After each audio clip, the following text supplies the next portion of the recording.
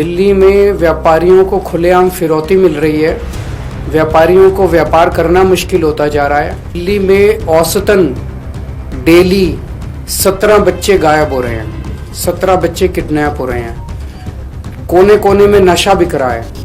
महिलाओं का घर से निकलना मुश्किल हो गया है। सड़क पे चलो तो फोन छीन के भाग जाते हैं।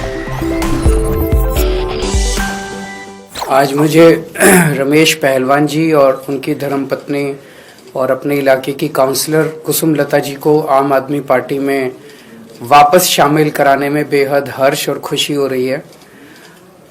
आप लोगों की जानकारी के लिए बता दूं कि 2013 में 2012 नवंबर में हमारी पार्टी बनी थी और 2013 में रमेश पहलवान जी आम आदमी पार्टी में शामिल हुए थे।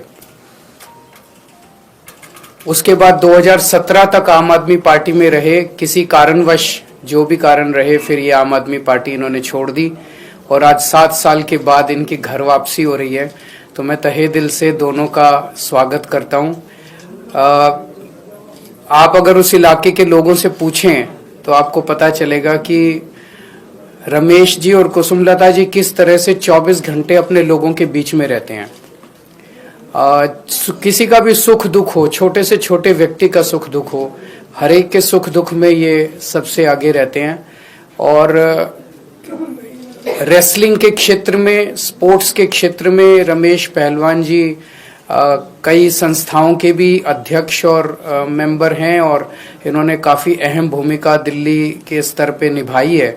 और कुसुम लता जी 2 बार पार्षद रही हैं और पार्षद रहते हुए बीच में 5 साल एससी सीट हो गई थी जिसकी वजह से वो नहीं लड़ पाई, लेकिन उसके बावजूद इनको दोबारा भारी समर्थन मिला।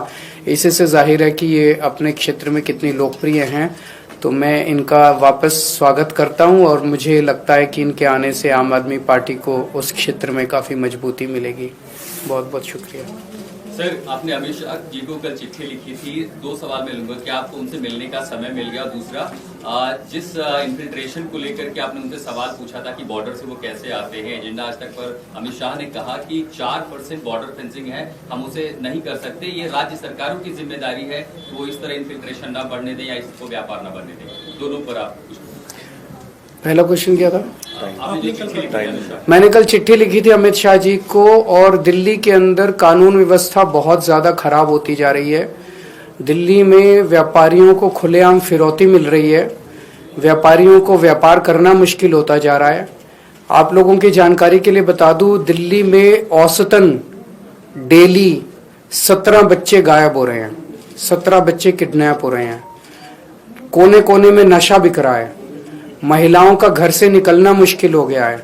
सड़क पे चलो तो फोन छीन के भाग जाते हैं। ऐसे में मैं उनसे मिलके उनके साथ चर्चा करना चाहता था, अपने सुझाव देना चाहता था, उनकी व्यूज जानना चाहता था कि दिल्ली को कैसे सुरक्षित किया जाए। अभी तक मुझे अपनी चिट्ठी का कोई जवाब नहीं मिला और ना ही उनसे मिलने का समय मिला है। दूसरा, आप जो कह रहे हैं, आपने ये कहा कि अमित शाह जी ने कहा है कि इंडो बांग्लादेश बॉर्डर की निगरानी करना राज्य सरकार की जिम्मेदारी है। मैंने उनका ये बयान सुना नहीं है, लेकिन मैं आशा करूंगा कि कोई भी यूनियन होम मिनिस्टर ऐसा बयान शायद ना दे कि देश के बॉर्डर की सुरक्षा करना राज्य सरकार की जिम्मेदारी है। 4% बॉर्डर है, सबको फेंस नहीं किया जा सकता, तो राज्य सरकारों की जिम्मेदारी है। कोई मैं फिर से यही कह रहा हूं, आप ये कह रहे हैं कि उन्होंने ये कहा कि जो अनफेंस्ड बॉर्डर है उसकी सुरक्षा करने की जिम्मेदारी राज्य सरकार की है। मैं समझता हूं शायद कोई भी जिम्मेदार यूनियन होम मिनिस्टर इस किस्म का बयान नहीं देगा। इंडो बांग्लादेश बॉर्डर 4000 किलोमीटर है। उस 4000 किलोमीटर में से 3000 किलोमीटर मुझे बताया गया कि फेंस्ड है, 1000 किलोमीटर अनफेंस्ड है। लेकिन जो रोहिंग्या और बांग्लादेशियों का भारत के अंदर घुसना हो रहा है वो हर तरफ से हो रहा है। जो अनफेंस्ड है वहां से भी हो रहा है और जो फेंसिंग है उस पर 2 तख्ती लगा के और उसके ऊपर कूद के आ जाते हैं। तो भारत सरकार कर क्या रही है?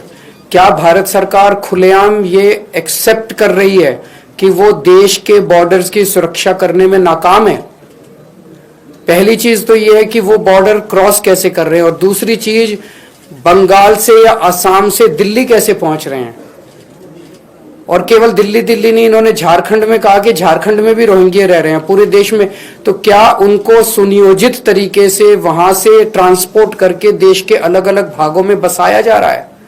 अगर बसाया जा रहा है तो इन लोगों को पता है कि कहां बसाया जा रहा है।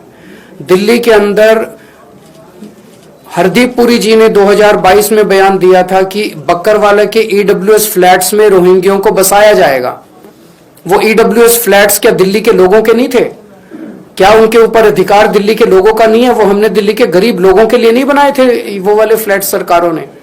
अगर हमारे हक के फ्लैट, हमारे हक के बिजली पानी, हमारे हक के नौकरियां अगर बांग्लादेश से ला लाके इलीगल इमिग्रेंट्स को दिए जाएंगे तो दिल्ली की जनता कहां जाएगी? Thank you. Kejriwal ji, joining के ऊपर बात करेंगे। लगातार बीजेपी के नेता ज्वाइन कर रहे हैं, आप आम आदमी पार्टी का पुनः दिल्ली के सारे अच्छे अच्छे लोग ज्वाइन कर रहे हैं, और जैसा मैं हमेशा कहता हूं, मेरा एक सपना है कि एक दिन दिल्ली के 2 करोड़ लोग, सारे कांग्रेसी, सारे बीजेपी वाले, सारे लोग आम आदमी पार्टी में शामिल होंगे। Thank you.